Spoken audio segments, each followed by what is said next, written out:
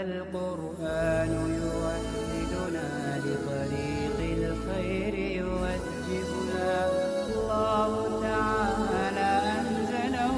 ورسول الله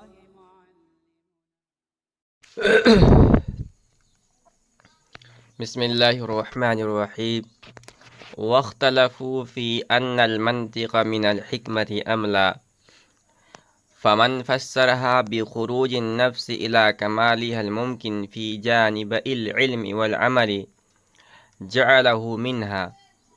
بل جعل العمل أيضا منها. وكذا من ترك الأعيان في تعريفها جعله من أقسام الحكمة النظرية، إذ لا يبحث فيه إلا عن المعقولات الثانية التي ليس وجودها بقدرتنا واختيارنا. وأما من فسرها بما ذكرناه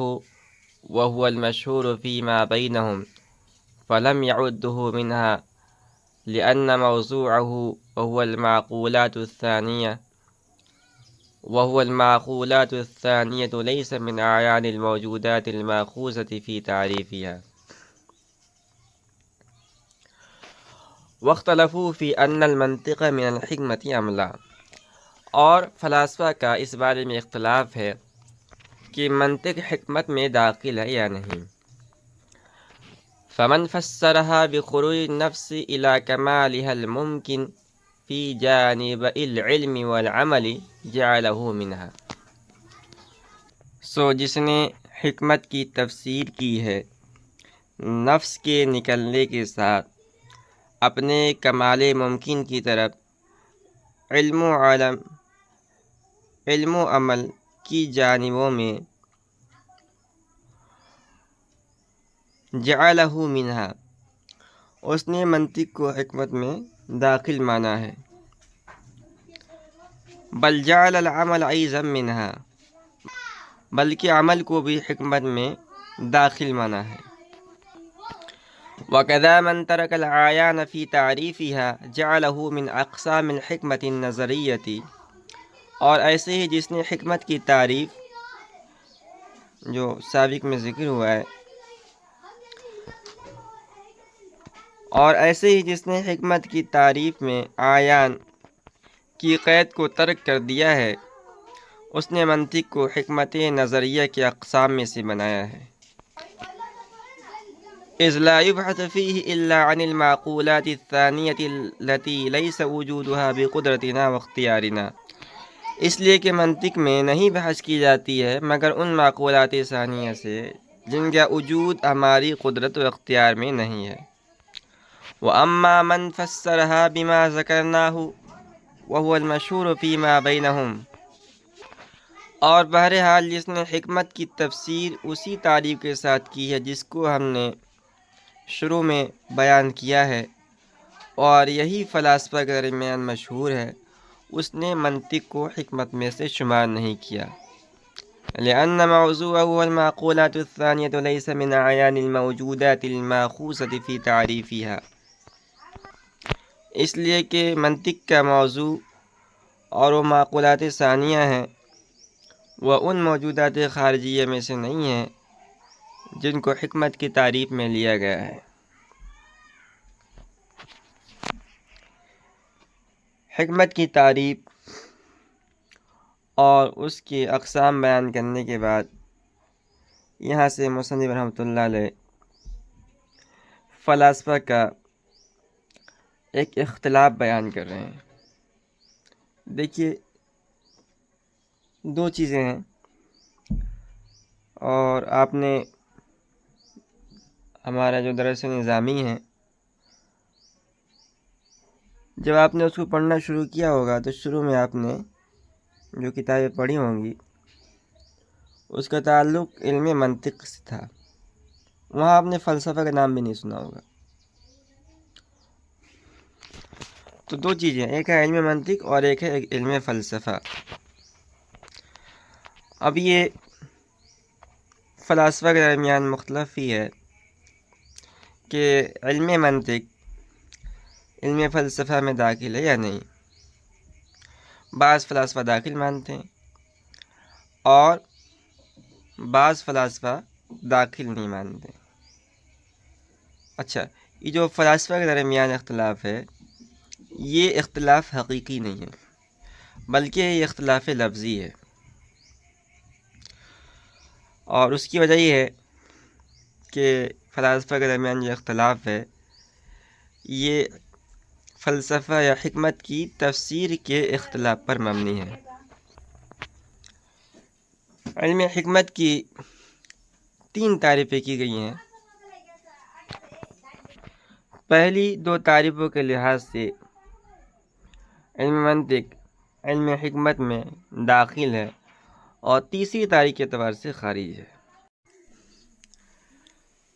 علم حکمت یا علم فلسفہ کی جو پہلی تعریف کی گئی ہے وہ اس طرح کی گئی ہے کہ یہ خروج النفس الی کمالها الممکن فی جانب العلم والعمل، یعنی نفس کا نکلنا اپنے کمال ممکن کی طرف علم اور عمل کے جانبوں میں۔ اس میں جو خروج کا لفظ ہے، خروج کا مطلب ہے قوت سے فعل کی طرف نکلنا، یعنی نفس کے لیے علم و عمل کے اعتبار سے جتنے کمالات حاصل ہونے ممکن ہیں اور بالقوہ اس میں موجود ہیں، وہ اس کو بالفعل حاصل ہو جائے، اسی کا نام علم حکمت ہے۔ اچھا، اب جنہوں نے علم حکمت کی تعریف کی ہے انہوں نے منطق کو حکمت میں داخل مانا ہے، اس لیے کہ منطق سے کمالات علمیہ حاصل ہو جاتے ہیں۔ منطق سے انسان کو علم کی دونوں قسموں یعنی تصور اور تصدیق اور ان کی تفصیلات کی معرفت حاصل ہو جاتی ہے، اور علوم تصوریہ و تصدیقیہ میں کمال حاصل ہو جاتا ہے۔ اور چونکہ اس تعریف میں یہ بھی کہا گیا ہے کہ نفس کو عمل کے جانب بھی کمال حاصل ہو جائے، اس لیے عمل کو بھی حکمت میں داخل کیا گیا۔ اچھا، حکمت کی جو دوسری تعریف کی گئی ہے وہ بالکل وہی ہے جو اوپر ذکر ہوا، علم باحوال اعیان الموجودات علی ما ہی علیہ فی نفس الامر بقدر الطاقت البشریہ۔ مگر بعض فلاسفہ نے اس میں جو لفظ عیان آیا ہے، یہ عیان کی قید کو ترک کر کے تعریف یوں کی ہے، ہی علم باحوال الموجودات علی ما ہی علیہ فی نفس الامر بقدر الطاقت البشریہ،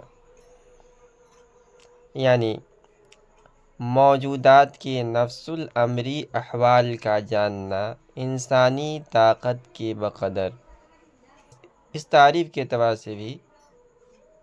علم منطق علم حکمت میں داخل ہے، اور وجہ اس کی یہ ہے کہ جب موجودات کو اعیان یعنی خارجیہ کے ساتھ مقید نہیں کیا گیا تو موجودات مطلق مراد ہوئے، اور وہ موجودات خارجیہ ہوں یا ذہنیہ ہوں، اور منطق میں موجودات ذہنیہ کے حوالے سے بحث ہوتی ہے جن کو ان کی اصطلاح میں معقولات ثانیہ بھی کہا جاتا ہے۔ لہذا حکمت کی تعریف میں عموم ہونے کی بنا پر